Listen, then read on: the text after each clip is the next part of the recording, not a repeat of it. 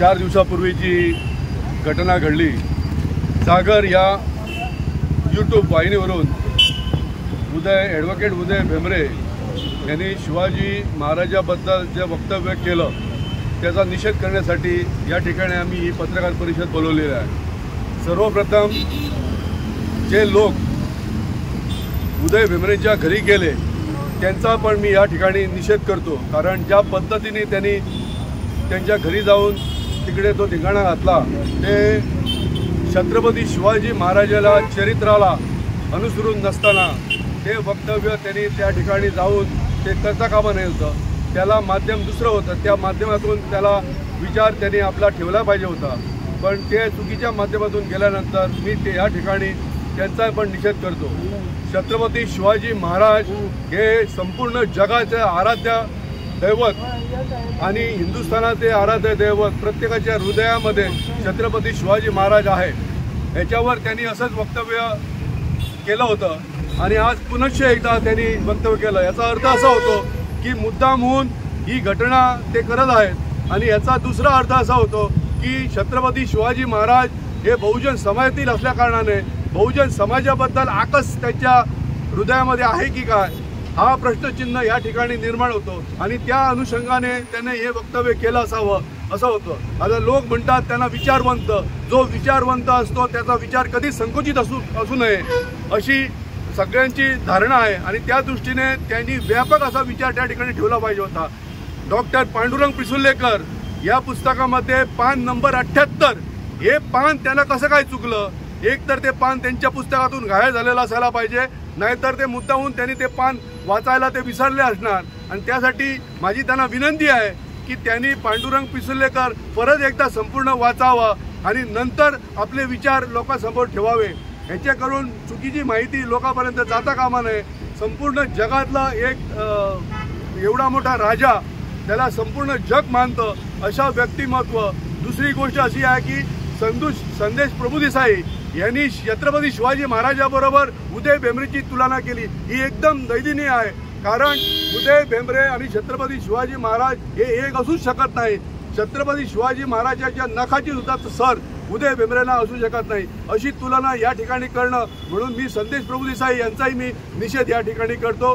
स्वतःला मोठा साहित्यिक समजणारे उदय भेंबरे यांनी छत्रपती शिवाजी महाराजांच्या संदर्भात जे विधान केले, अर्धवट माहितीवर अर्धवट इतिहासावर, अशा माणसाचा निषेध या म्हापसा शहरात छत्रपती शिवरायांच्या पुतळ्याच्या साक्षीनं आज या ठिकाणी आम्ही उदय भेंबरे यांचा जाहीर निषेध करतो।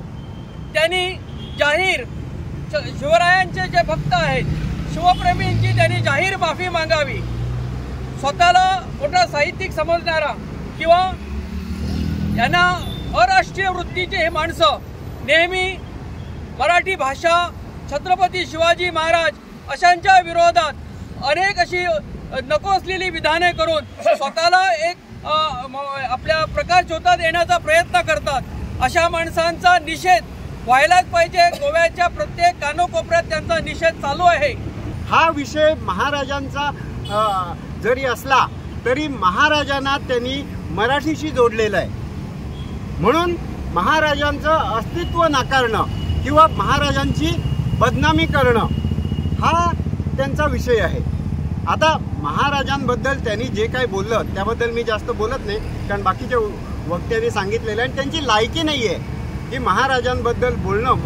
छत्रपती शिवाजी महाराज हे अखंड हिंदुस्थानचे आराध्य दैवत आहेत, ते आमच्या सगळ्यांच्या हृदयात आहेत। त्यांचं गोमंतकाशी असलेलं नातं हे उदय बाप किंवा प्रभाकर तिमले किंवा संदेश प्रभुदेसाई यांनी सांगायची गरज नाही आहे, ते प्रत्येक हिंदू माणसाच्या हृदयात आहे।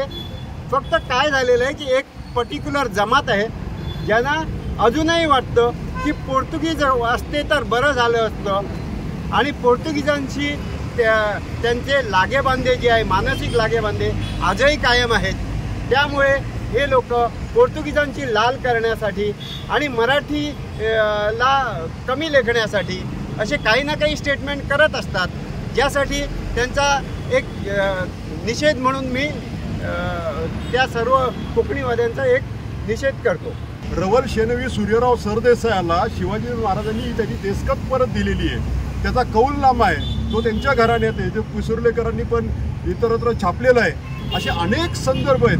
कोंडेच्या सरदेसायांचे आहेत, सरज्योतिषी घराण्यांचे संबंध हे आजही घराणे आहेत, यांचे वंशजही आज आहेत. यांच्या घराण्यांशी शिवाजी महाराजांचा आलेला प्रत्यक्ष संबंध आहे, त्याचे कागदपत्राशी सहज संबंध आपल्याकडे उपलब्ध आहे. असं असून सुद्धा खय आशिल्ली शिवशाही जाय ती बुका वाचल्या. हा का म्हणजे काय त्यांचा नॅरेटिव्ह ह्या लोकांमध्ये हे करायचं आहे? तुमच्या विचारांना, तुमच्या भाषेला शिवाजी महाराजांची अडचण होती की काय? खरं तर शिवाजी महाराजांच्या या सर्व योगदानाचं फार मोठं खजिना सर्व हा गोवेकरांचा इतिहास आहे, इथल्या मातीचा इतिहास आहे, इथल्या लोकांचा इतिहास आहे. ह्या इथल्या 8ही तालुक्यांच्या रयतेचा राजा शिवाजी महाराज होता. शिवाजी महाराजांनी केलेल्या कायदे कानूनमुळं इथल्या वतनदारांना शिवाजी महाराजांनी वटणीवर आणलेलं आहे. इथल्या पोर्तुगीजांच्या जुलमी राजसत्तेला, धार्मिक राजकीय सत्तेला शिवाजी महाराजांमुळं पुढे सर्व आळा बसलेला आहे. हा सर्व इतिहास गोव्याचा इतिहास आहे. हा नाकारून हा मोठा म्हणजे आम्ही दायच वडले दायच हे जे सगळ्या मोठ्या गोष्टी करतो आणि हा नाकारून आम्ही आमच्याच पायावर का दगड मारून घेतोय? बसा ना आरामात खरी, कशाला तुम्ही समाजात तुम्ही दुई निर्माण करतात? नको. या वयस्कर अशा माणसांना या अशा पब्लिकमध्ये जाहीररित्या असं वक्तव्य करण्यासोबत नाही. तर तुम्ही स्वतःला मोठे विचारवंत समजतात आणि छत्रपती शिवाजी महाराजांच्यावर तुम्ही टीका करतात. त्यांचं एकच वक्तव्य असं आहे की गोव्यात मराठी नाही. छत्रपती शिवाजी महाराजांचं वास्तव्य जर गोव्यात आम्ही सिद्ध केलं की त्यांना वाटतं की गोव्यात मराठी आहे आणि कोकणी गेली आहे. म्हणजे हे असं नाही आहे. आम्हाला कोकणी पण पाहिजे आणि मराठी पण पाहिजे. आम्ही कोकणीच्या विरुद्ध नाही आहोत. आम्ही व्यक्तिगत आम्ही उदय बेंबरेच्या विरुद्ध नाही, पण उदय बेंबरेने जे वक्तव्य केलं आहे ना ते सगळ्या गोवेकरांना अस्सल आमच्या मराठी लोकांना वाईट वाटतं.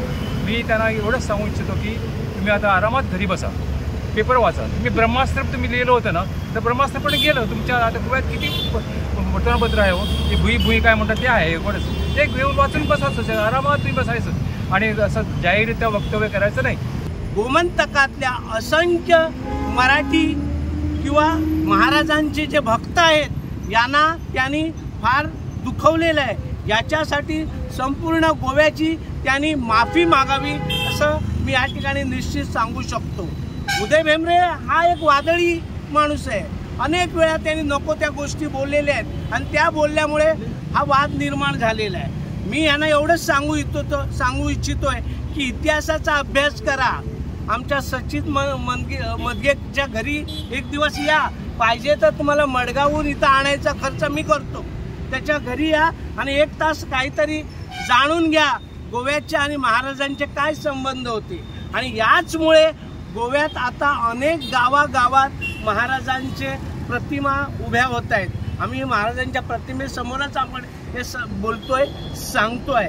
उदय बेंबरे एक लक्षात ठेवा, प्रत्येक वेळी तुम्ही नको त्या गोष्टी बोलून संपूर्ण राष्ट्रभक्त राष्ट्रप्रेमी असणाऱ्या लोकांना तुम्ही अराष्ट्रीय करू इच्छितात. तुम्ही स्वतः अराष्ट्रीय आहात.